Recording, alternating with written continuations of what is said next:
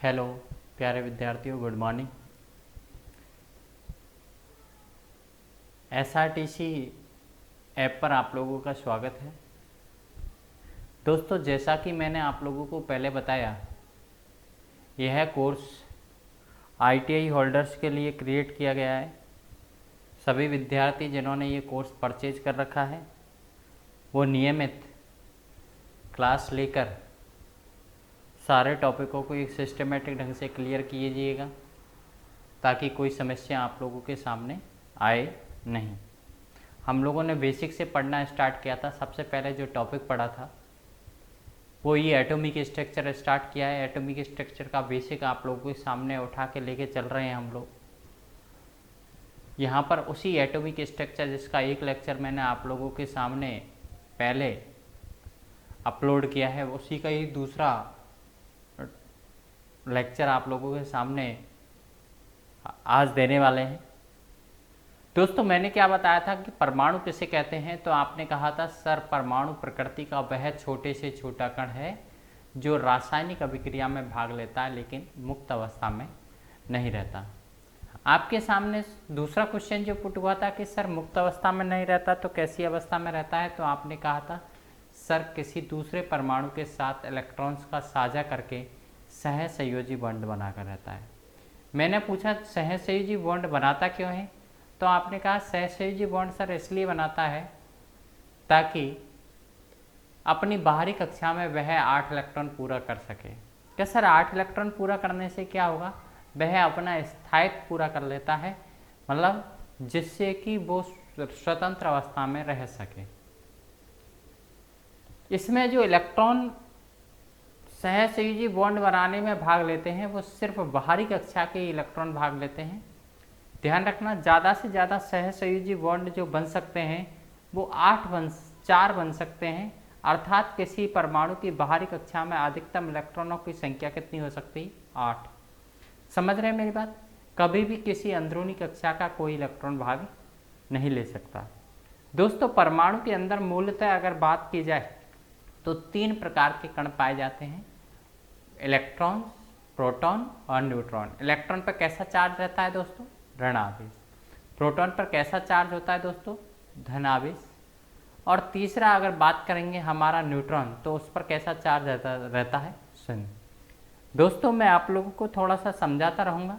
मैं आपके सामने इन सारी चीज़ों पर चार्ज कितना होता है और इन पर द्रव्यमान कितना होता है इसके बारे में डिस्कस करूँगा बोर्ड पर आप लोगों के, और आप लोग उसके नोट्स तैयार करते रहें ताकि आगे आप लोगों को कोई समस्या नहीं आए। दोस्तों, तीनों कणों का विवरण मैं आप लोगों के सामने प्रदान करने वाला हूं या समझाने वाला हूं, जिसके बारे में हम लोग डिस्कस करेंगे।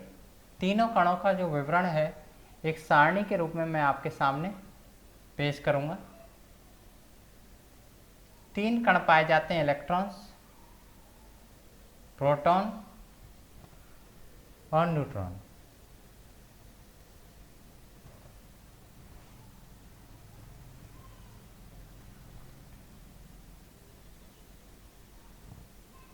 पहला कण जो होता है दोस्तों इलेक्ट्रॉन्स होता है। ये इलेक्ट्रॉन जो होता है कहाँ पाया जाता है, बाहरी कक्षा में। इसमें कैसा चार्ज रहता है, ऋण आवेश। इस ऋणावेश की जो वैल्यूएशन रहती है, ये आवेश होता क्या है दोस्तों, ये आवेश वो विद्युत की मात्रा होती है जो धारा को बहाने के लिए सहायक होती है। क्या होती है, जिसका मात्रक होता है कूलाम, विद्युत मात्रा, क्वांटिटी ऑफ इलेक्ट्रिसिटी।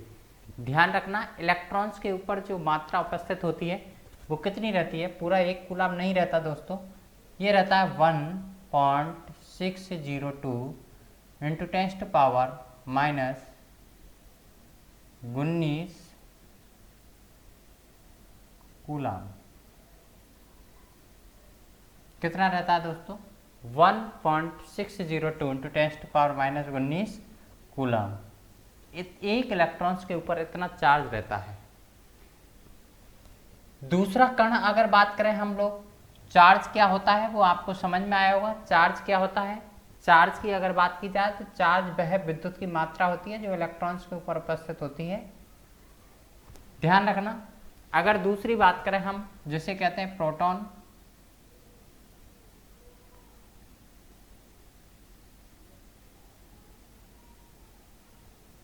जिस पर धन आवेश होता है, कैसा चार्ज रहता है, धन आवेश। धन आवेश की अगर बात की जाए तो ये ध्यान रखना, इलेक्ट्रॉन्स पर जैसा चार्ज रहता है लगभग उतना ही चार्ज रहता है, लेकिन इसकी प्रकृति जो रहती है वो इलेक्ट्रॉन्स पर उपस्थित चार्ज के विपरीत रहेगी। इलेक्ट्रॉन्स पर उपस्थित चार्ज के विपरीत प्रकृति इसके ऊपर रहती है। वो कैसी रहती है, धन आवेश रहती है।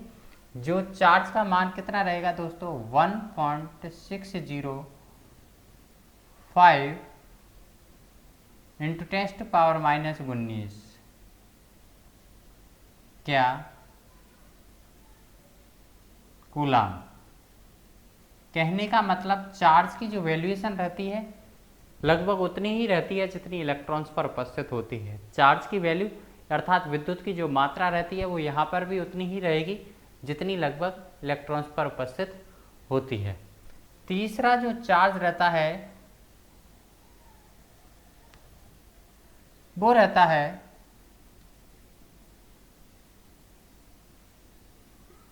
न्यूट्रॉन। न्यूट्रॉन्स पर जो चार्ज रहता है दोस्तों वो शून्य रहता है। कैसा रहता है, शून्य। न्यूट्रॉन पर उपस्थित चार्ज का मान कितना रहता है, शून्य, जिसकी प्रकृति क्या रहती है दोस्तों, जीरो।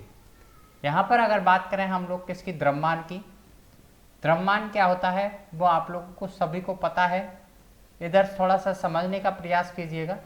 सारी चीज़ें मैंने आपको प्रॉपर ढंग से समझा रखी हैं, फिर भी मैं आप लोगों के सामने द्रव्यमान को एक बार दोबारा से एक्सप्लेन करना चाहूँगा।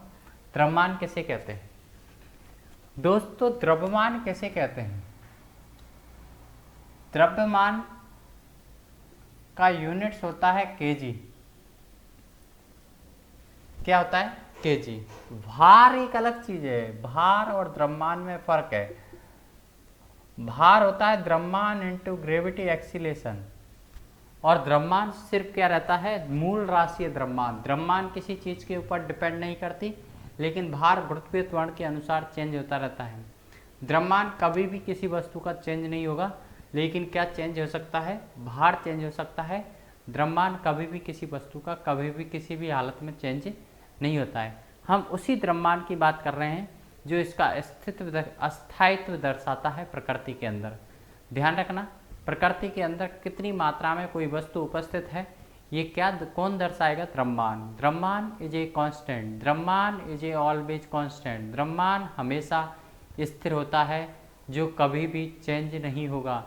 द्रव्यमान कभी भी चेंज नहीं होता है। ध्यान रखना, उसी द्रव्यमान की बात कर रहा हूँ मैं जो कभी किसी भी चीज़ का चेंज नहीं होता और हमेशा प्रकृति के अंदर उसकी मात्रा हमेशा फिक्स बनी रहती है, वो चाहे कैसी भी अवस्था में हो।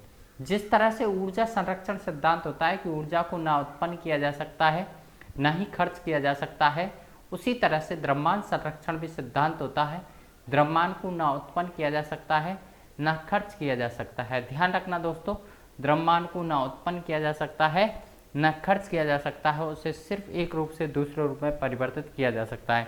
आज किसी भी चीज़ की बात करें, अगर इसकी भी बात करूं तो इसका द्रव्यमान हमेशा कांस्टेंट रहेगा, चाहे किसी भी परिस्थिति में ले जाएं, है। लेकिन अगर बात करते हैं हम भार की, तो भार तो क्या होता है, गुरुत्वीय त्वरण चेंज होने के साथ साथ भार चेंज होता रहता है। आपको पता है पृथ्वी सतह से किसी वस्तु को ऊपर ले जाएंगे तो गुरुत्वीय त्वरण कम होगा तो भार भी कम हो जाएगा, है। अगर किसी वस्तु को चंद्रमा पर ले जाके तोला जाए तो उसका भार 1/6 रहता है, लेकिन उसकी मात्रा, उसका द्रव्यमान कभी भी चेंज नहीं होता। उस मात्रा की बात कर रहा हूँ जो उसका स्थायित्व या अस्तित्व दर्शाती है, वो क्या कहलाती है, द्रव्यमान, जो कि कैसा रहता है, हमेशा कांस्टेंट रहता है।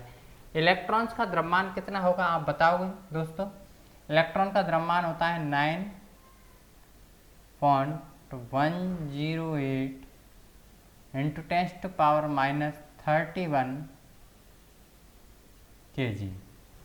कितना रहता है इलेक्ट्रॉन्स का द्रव्यमान, कितना रहता है 9.108 इंटू 10⁻31 kg।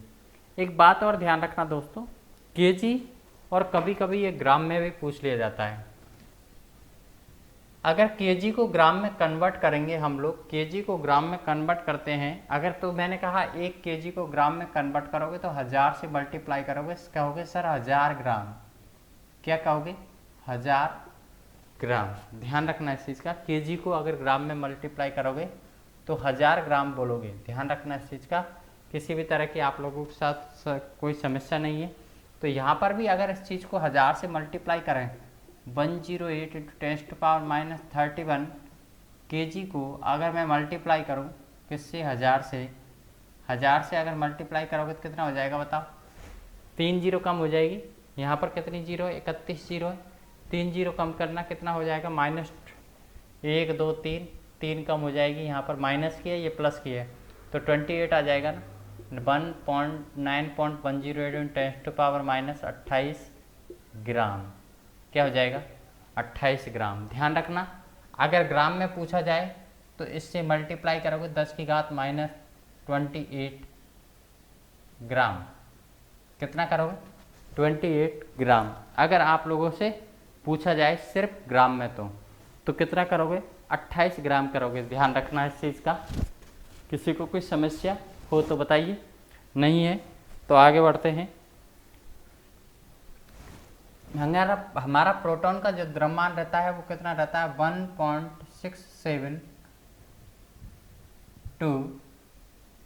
× 10⁻27 kg, कितना 27 kg। अगर इसको भी ग्राम में कन्वर्ट करना चाह रहे हो तो आप -24 के लिख सकते हो, क्योंकि 3 जीरो कम हो जाएगी, यहाँ पर लिख सकते हो। अगर ग्राम में कन्वर्ट करना चाह रहे हो 10⁻24 ग्राम। यहाँ पर अगर बात करें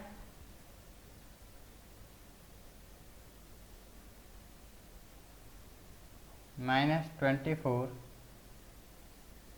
ग्राम, या यहाँ पर भी अगर बात करें तो लगभग इतना ही द्रव्यमान होता है न्यूट्रॉन का भी। कितना होता है 27 kg, ग्राम में कन्वर्ट करेंगे तो -24 ग्राम। आई थिंक्स किसी को कोई प्रॉब्लम्स नहीं होनी चाहिए। हम अगर बात करते हैं कि किसने खोजा था इनको, तो सबको पता है किसने खोजा था, बताइए। इलेक्ट्रॉन्स के खोजकर्ता कौन थे, हैं कौन थे, इलेक्ट्रॉन्स को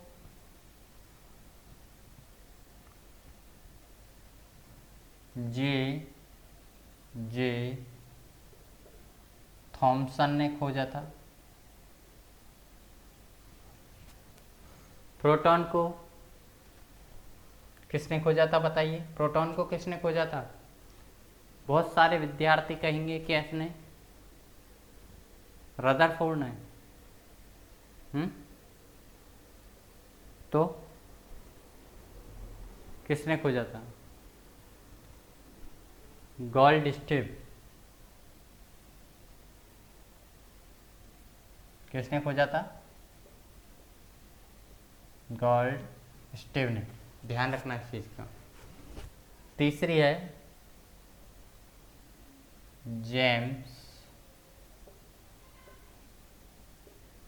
चैडविक। तीसरा कौन है, जेम्स चैडविक। ध्यान रखना इलेक्ट्रॉन्स की खोजकर्ता जे थॉमसन, प्रोटॉन की खोजकर्ता गोल्डस्टिव, तीसरा न्यूटन के जेम्स चैडविक।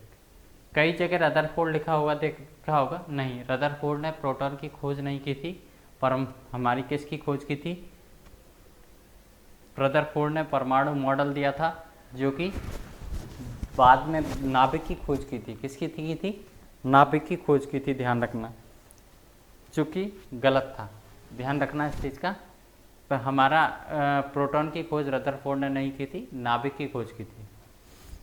तो ध्यान रखना इस चीज़ का दोस्तों।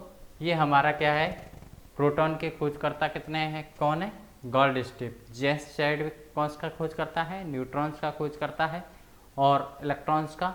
एक बार दोबारा से देख लीजिए, इलेक्ट्रॉन पर ऋणावेश होता है, प्रोटॉन पर धनावेश, न्यूट्रॉन पर कोई चार्ज नहीं होता। अगर आवेश की बात करें तो इलेक्ट्रॉन्स पर कितना रहता है 1.602 इंटू 10⁻⁻19 कूलम। प्रोटॉन की अगर बात करें तो 1.605 इंटू 10⁻⁻19 कूलम। और न्यूट्रॉन की बात करें तो कोई आवेश नहीं रहता है। न्यूट्रॉन एक उदासीन न्यूट्रल होता है।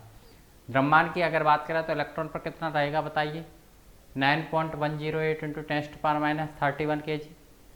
प्रोटॉन पर कितना रहेगा बताइए 1.672 इंटू 10⁻27 kg। न्यूट्रॉन्स पर कितना रहेगा दोस्तों बताइए 1.675 इंटू 10⁻27 kg। अगर हम खोज करता की बात करें तो जे थॉम्सन ने इलेक्ट्रॉन की खोज की और गोल्डस्टीन ने प्रोटॉन की खोज की थी। जेम्स चैडविक ने किसकी खोज की थी हमारे न्यूट्रॉन्स की खोज की थी, ध्यान रखना।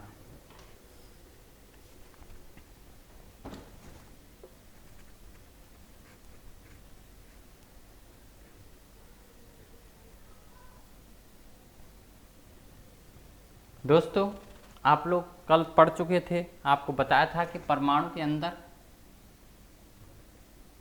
मिड पॉइंट में जो होता है वो क्या होता है नाभिक, न्यूक्लियर। मिड पॉइंट में जो होता है वो क्या होता है नाभिक होता है। नाभिक के चारों तरफ क्या होती है कक्षाएं होती हैं। कक्षा को हम और लोग क्या कह सकते हैं और ऊर्जा स्तर क्या कह सकते हैं ऊर्जा स्तर। इस ऊर्जा स्तर में क्या चक्कर लगाते रहते हैं इलेक्ट्रॉन्स। एक इलेक्ट्रॉन्स यहाँ पर इसकी बाहरी कक्षा में, अगर कोई इलेक्ट्रॉन्स यहाँ पर बाहरी कक्षा में है और अगर इसमें बाहरी कक्षा में पूरे 8 इलेक्ट्रॉन्स नहीं है तो ये परमाणु के किसी दूसरे परमाणु के इलेक्ट्रॉन्स के साथ इलेक्ट्रॉन्स का साझा करके सहसंयोजी बंध बनाता है। क्या क्या बनाता है सहसंयोजी बंध। और इस बंध में जो भाग लेते हैं इलेक्ट्रॉन ये क्या कहलाते हैं सहसंयोजी इलेक्ट्रॉन। क्या कहलाते हैं सहसंयोजी इलेक्ट्रॉन्स। ये नाभिक होता है। नाभिक के अंदर क्या होता है प्रोटॉन्स और न्यूट्रॉन्स रहेंगे। प्रोटॉन पर कैसा चार्ज रहेगा प्लस, न्यूट्रॉन पर कैसा चार्ज रहेगा शून्य। ध्यान रखना कोई चार्ज नहीं रहता।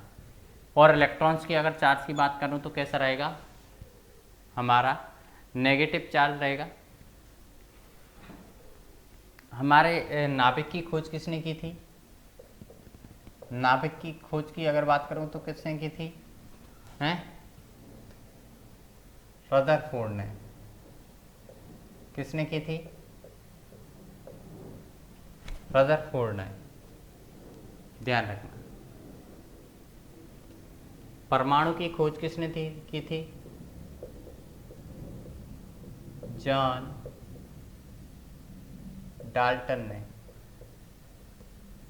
किसके ने की थी जॉन डाल्टन ने। नाभिक की खोज किसने की थी रदरफोर्ड ने। किसने की थी दोस्तों रदरफोर्ड ने। हालांकि ये चीज़ें आप लोग बुक्स वगैरह के अंदर से पढ़ सकते हैं, इसके बारे में ज़्यादा बताने की आवश्यकता है नहीं। आगे अगर बात करेंगे हम लोग तो मैंने पहले भी आप लोगों को समझाया था परमाणु के अंदर एटम्स के अंदर क्या होता है बताइए। परमाणु में इलेक्ट्रॉन्स की जो संख्या होती है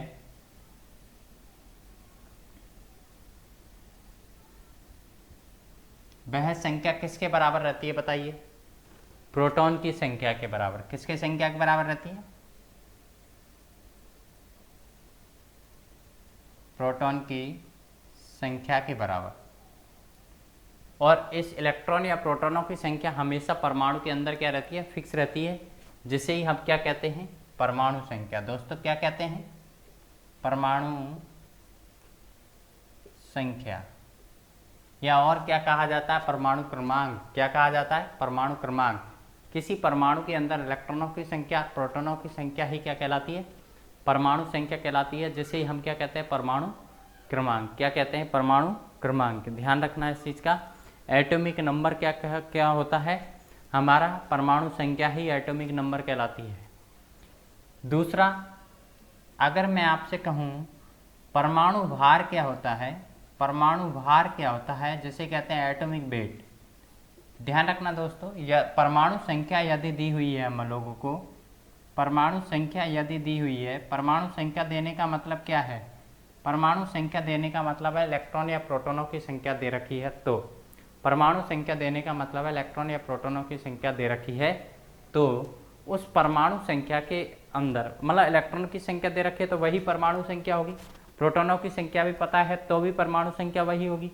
उसके साथ अगर न्यूट्रॉनों की संख्या को जोड़ दिया जाए, समझ में आ रहा है शायद, क्या नहीं आ रहा? अगर परमाणु संख्या के साथ किसको जोड़ दिया जाए, न्यूट्रॉनों की संख्या को जोड़ दिया जाए तो वही क्या कहलाता है दोस्तों, हमारा क्या क्या कहलाता है बताइए, परमाणु भार। अब देखो दोस्तों, कभी आप लोगों से ऐसे भी पूछ सकता है कि न्यूट्रॉनों की संख्या क्या होगी, पूछ सकता है न्यूट्रॉनों की संख्या क्या होगी। न्यूट्रॉनों की संख्या कैसे निकालोगे, इसका पक्षांतरण करोगे तो परमाणु भार में से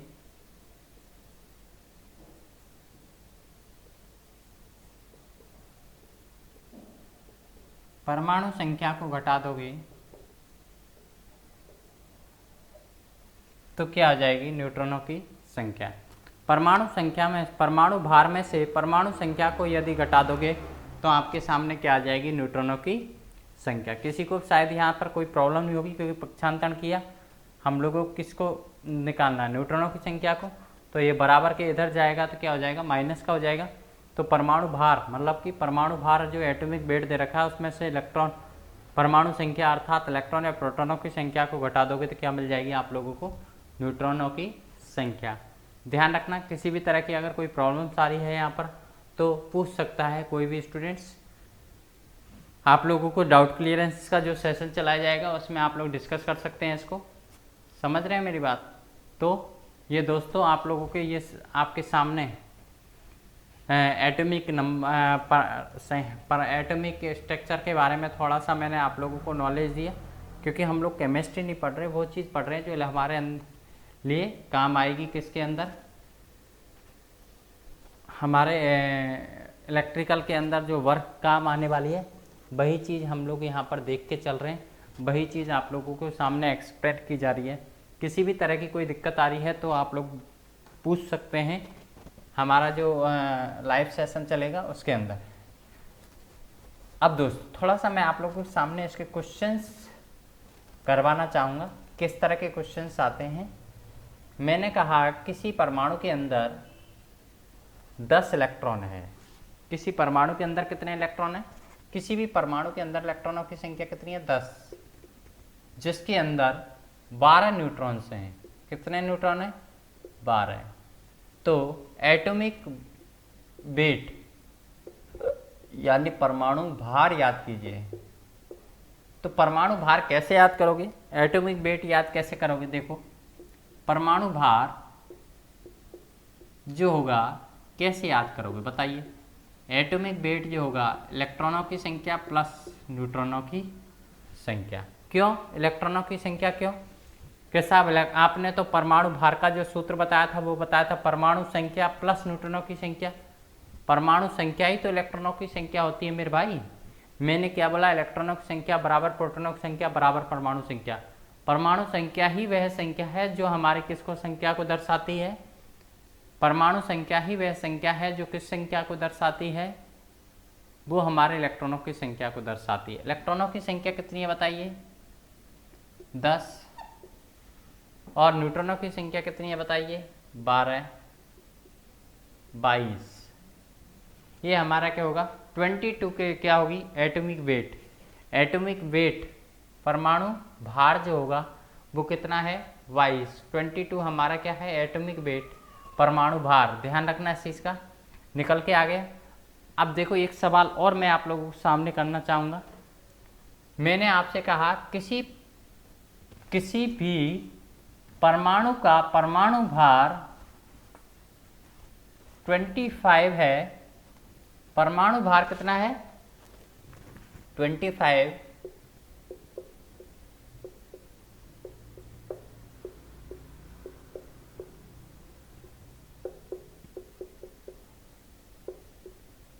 तो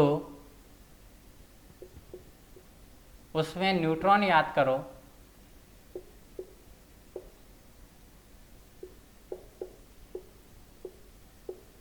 यदि इलेक्ट्रॉनों की संख्या 15 है। जस्ट मैंने अभी कोई वो चीज़ नहीं लिया है कि हम लोग किसी पदार्थ का नाम ले रहे हैं, क्योंकि वो सवाल कैसे पूछा जाएगा उसके बारे में भी और डिस्कस कर लूँगा मैं। तो न्यूट्रॉनों की संख्या याद करते हैं। तो न्यूट्रॉनों की संख्या याद करने का सूत्र क्या है, क्या दे रखा है, देखो परमाणु भार दे रखा है और इलेक्ट्रॉनों की संख्या दे रखी है। इलेक्ट्रॉनों की संख्या वही परमाणु संख्या है, तो परमाणु भार माइनस परमाणु संख्या। परमाणु भार कितना है 25, परमाणु संख्या कितनी है 15, तो न्यूट्रॉनों की संख्या यहाँ पर क्या होगी 10। न्यूट्रॉनों की संख्या क्या होगी दोस्तों 10। किसी को किसी भी तरह की कोई प्रॉब्लम्स है तो देख सकता है यहाँ पर। तो दोस्तों इस तरह के सवाल पूछ लिए जाते हैं। और अगर मैं आपके सामने क्वेश्चन और पुट करूँ तो कैसे सवाल आ सकते हैं, और भी आप लोगों से कह सकते हैं कि किसी परमाणु के अंदर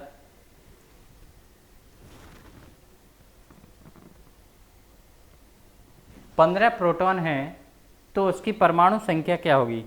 किसी परमाणु के अंदर 15 प्रोटॉन है तो उसकी परमाणु संख्या क्या होगी। इस तरह के सवाल भी पूछे जा सकते हैं, तो आप लोग उसका आसानी से आंसर दे सकते हैं। ध्यान रखना इस तरह की आपके सामने शायद मेरे अंदाज से कोई समस्या नहीं आएगी। अगर फिर भी आती है तो आप लोगों को मैंने बार बार बता रहा हूँ कि आप लोग किस में पूछ सकते हैं। जो आप लोगों को क्वेश्चन सेशन जो रखा जाएगा या डाउट क्लियरेंस के लिए जो रखा जाएगा सेशन, उसके अंदर आप क्लियरली हर चीज़ को कर सकते हैं और आप लोग वहाँ पर पूछ सकते हैं कि सर ये सवाल कैसे आया। ध्यान रखना।